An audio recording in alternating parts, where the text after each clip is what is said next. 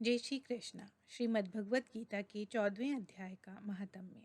श्री महादेव जी कहते हैं, पार्वती, अब मैं भव बंधन से छुटकारा पाने के साधन भूत 14वें अध्याय का महात्म्य बतलाता हूँ। तुम ध्यान देकर सुनो। सिंघल द्वीप में विक्रम वेताल नामक एक राजा थे जो सिंह के समान पराक्रमी और कलाओं के भंडार थे। एक दिन वे शिकार खेलने के लिए उत्सुक होकर राजकुमारों सहित 2 कुतियों को साथ लिए वन में गए। वहां पहुंचने पर उन्होंने तीव्र गति से भागते हुए खरगोश के पीछे अपनी कुतिया छोड़ दी। उस समय सब प्राणियों के देखते देखते खरगोश इस प्रकार भागने लगा मानो कहीं उड़ गया हो। दौड़ते दौड़ते वह बहुत थक जाने के कारण एक बड़े गहरे गड्ढे में गिर पड़ा। गिरने पर भी वह कुतिया के हाथ नहीं आया और उस स्थान पर जा पहुंचा जहां का वातावरण बहुत ही शांत था। वहां हिरन निर्भय होकर सब और वृक्षों की छाया में बैठे रहते थे।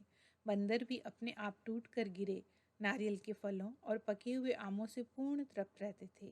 वहां सिंह हाथी के बच्चों के साथ खेलते और सांप निडर होकर मोर की पांखों में घुस जाते थे।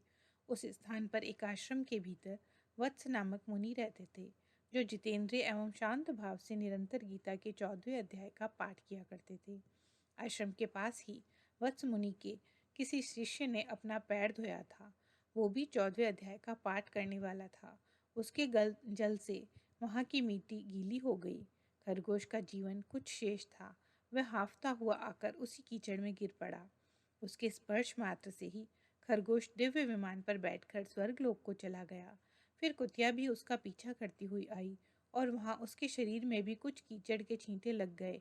फिर भूख प्यास की पीड़ा से रहित हो कुतिया का रूप त्याग कर उसने दिव्यांगना का रमणीय रूप धारण कर लिया तथा गंधर्वों से सुशोभित दिव्य विमान पर आरूढ़ होकर वह भी स्वर्गलोक को चली गई। यह देख मुनि के मेधावी शिष्य स्कंदर हंसने लगे। वह दोनों के पूर्व जन्म और वैर का कारण सोचकर उन्हें बड़ा विस्मय हुआ था। उस समय राजा के नेत्र भी आश्चर्य से चकित हो उठे। उन्होंने बड़ी भक्ति के साथ प्रणाम करके पूछा, विप्र पर नीच योनि में पड़े हुए दोनों प्राणी कुतिया और खरगोश ज्ञानहीन होते हुए भी जो स्वर्ग में चले गए, इसका क्या कारण है? इसकी कथा सुनाइए।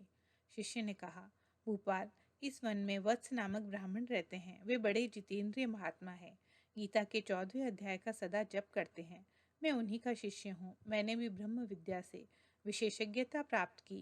गुरुजी की ही भांति मैं भी 14वें अध्याय का प्रतिदिन जप करता हूँ। मेरे पैर धोने के जल में लौटने के कारण यह खरगोश और कुतिया साथ ही स्वर्गलोक को प्राप्त हुए। अब मैं अपने हंसने का कारण बताता हूँ। महाराष्ट्र में प्रत्युदक नामक महान नगर है। वहाँ केशव नाम का एक ब्राह्मण रहता था जो कपटी मनुष्यों में अग्रगण्य था। उसकी स्त्री का नाम विलोभना था।